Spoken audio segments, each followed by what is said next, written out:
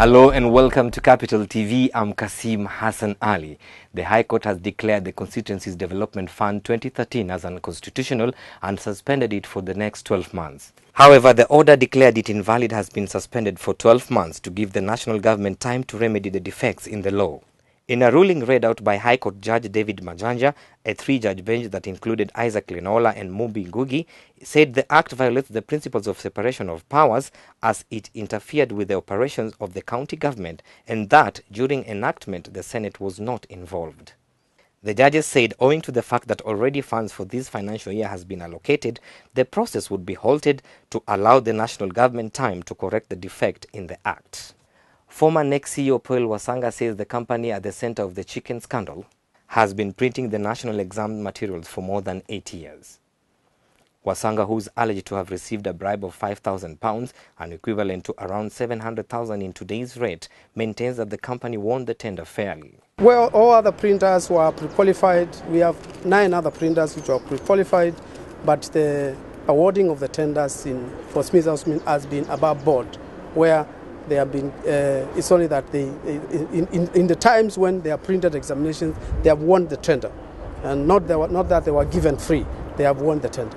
He was addressing reporters after being grilled for more than 5 hours by anti-corruption detectives on Friday.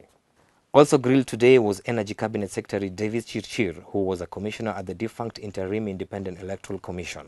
My name could have been mentioned in name dropping, but if you have evidence to really prove, because you do know the law, if there is evidence from anywhere that can pin down whoever needs to be pinned down so that this country can move forward, that's what I'm encouraging. We cannot say because your brother was jailed and you live in the same house and you blah, blah, blah, blah, you are also guilty. Chirchir says he does not know Trevi Oyumbra, the man accused of masterminding bribery of the Kenyan officials by Smith and Osman executives. A 26-year-old man who has been accused of killing his neighbor with a machete in the 2008 post-election violence lost his appeal and has now been sentenced to death. This is after the Court of Appeal dismissed Peter Kipkomboi Ruto's appeal against a life imprisonment imposed by a high court in 2012. Ruto killed his elderly neighbor in Uasin Gishu together with others, and who also stole 7 cows, 3 goats, and burnt 8 houses at the deceased homestead. However, Ruto appealed against the sentence and told appellate judges Roslyn Nambuye, Philomena Mwilu, and Gatembu Kairu that the evidence against him was inconsistent. But the appellate judges have dismissed his appeal and in fact changed his sentence from life in prison to death by hanging. Where's John? Strange, never misses trouble with the guys. Maybe somewhere getting high. John won't get to enjoy the water. Too bad for John. He's gonna miss out on this round.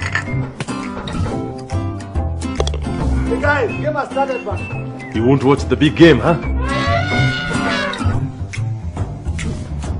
You won't get to check out the cheeks, huh? I heard you went to see some beaches. John really missed it. Magical Kenya. We are out there. What about you? Police are probing a decomposing body that is lying at Moi Hospital in Voi, suspected to be that of ICC witness Meshak Yebei. The body is said to have been found in Tsavo National Park. Yebei's family is working with the police in investigations and claim a 70% certainty the body is that of their kin. Police have taken fingerprints of the body and brought them to Nairobi for identification. Yebei went missing on December 27, 2014 from Tarbo Market in Eldoret. A body initially believed to be his was retrieved by police at Rivayala Bridge on January 5th, bearing marks of torture. However, a DNA test established that the body was that of Hussein Yusuf. In business, the Auditor General requires 5.9 billion shillings to efficiently audit the expenditure of the national government. Speaking during a meeting with the Kenya Parliamentary Journalists Association on Friday, Auditor General Edward Ouko said the Treasury allocation of 2.5 billion shillings is insufficient. He says they will require a further 1.2 billion shillings to audit the accounts of the 47 county governments and 620 million shillings for the audit of the Constituency Development Fund. Ouko, however, says his office is alarmed by the runaway expenditure by the county assemblies, which he attributes to the incapacity to deploy staff to monitor expenditure in the counties.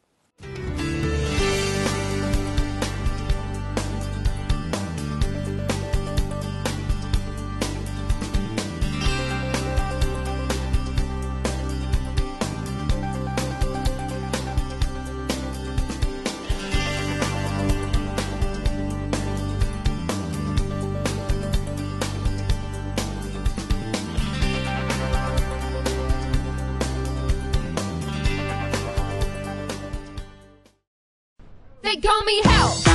They call me Stacy. They call me her. They call me Jane. That's not my name. That's not my name. That's not my name. That's not my name. They call me Christ. Must from the rain. Mary Jody all the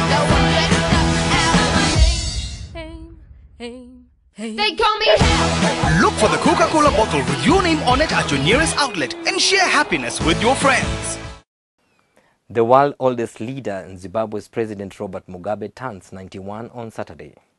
Critics have condemned and obscene his lavish birthday party plans in a country where he is accused of plunging into poverty.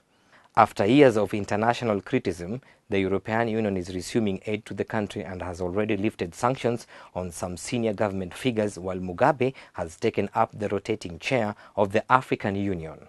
In sports, Olympic champion Stephen Kiprotich believes the world marathon record could soon dip to 2 hours 2 minutes, but insisted he was not the man to do it.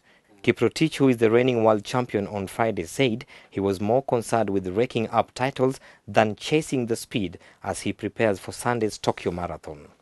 Kenya's Dennis Kimeto set a world best of 2 hours 57 seconds in Berlin last year, but Kiprotich predicted the record would soon be eclipsed.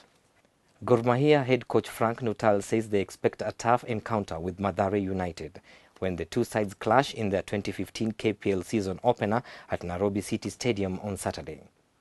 KCB host Western Stima in an early fixture at the same venue, while Sony Sugar travels to Ulinzi Stars at Nakuru's Afraha Stadium.